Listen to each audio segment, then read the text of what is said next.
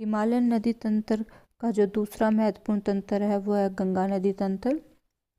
यह नदी उत्तरांचल के गढ़वाल हिमालय में 7100 मीटर की ऊंचाई पर स्थित गंगोत्री हिमनद से निकलती है।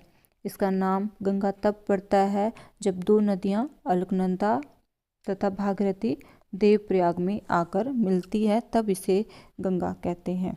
गंगा को उद्गम स्थान पर भागीरथी के नाम से जाना जाता है, लेकिन जब उसे इसके साथ अलकनंदा मिल जाती है, यानी भागीरथी और अलकनंदा, और वो जगह है देवप्रयाग, वहाँ पर उसका नाम गंगा पड़ता है। दक्षिण पश्चिम दिशा में 280 किलोमीटर की दूरी तय करने के बाद यह हरिद्वार के निकट पर्वतीय प्रदेश को छोड़कर मैदानी भाग में प्रवेश करती है। इलाहाबाद के निकट इसमें यमुना नदी आकर मिलती है। इसे संगम या प्रयाग के नाम से पुकारा जाता है। इस मैप में आपको दिख रहा है, ये वाला पोर्शन है उत्तराखंड के गंगोत्री हिमनद से निकलती है, और जब वो निकलती है तो उसे भागीरथी के नाम से जानते हैं, और दूसरी तरफ से अलकनंदा आकर देवप्रयाग नामक स्थान पर जब मिलती है तब उसे गंगा का नाम कहते हैं। और हरिद्वार के पास ये पर्वतीय क्षेत्रों को छोड़ देती है और मैदानी भाग में ये प्रवेश करती है। इस मैप में हमने गंगा का पूरा नदी तंत्र दिखाया गया है। गंगा और उसके सहायक नदियाँ इस मैप में दिखाई गई है।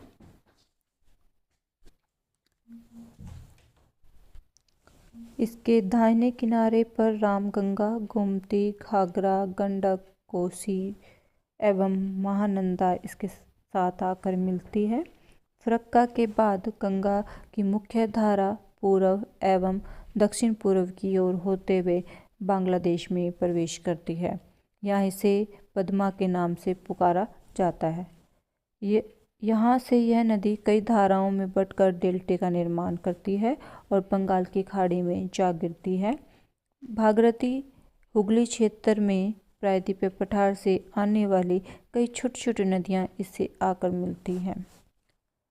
इसकी कुल लंबाई 2525 किलोमीटर है, जिसमें से लगभग 350 kilometre Uttaranchal, 1150 kilometre Uttar Pradesh, 445 kilometre Bihar तथा 520 किलोमीटर पश्चिम बंगाल में है। शेष बांग्लादेश में। अकेले भारत में अगर गंगा के आफा क्षेत्र की बात करें 8,61,404 वर्ग किलोमीटर है।